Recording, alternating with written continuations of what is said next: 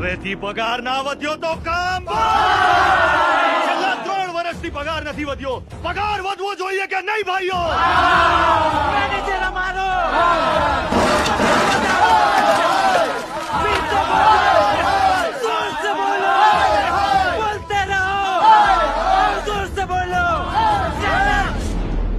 બતાવી દો.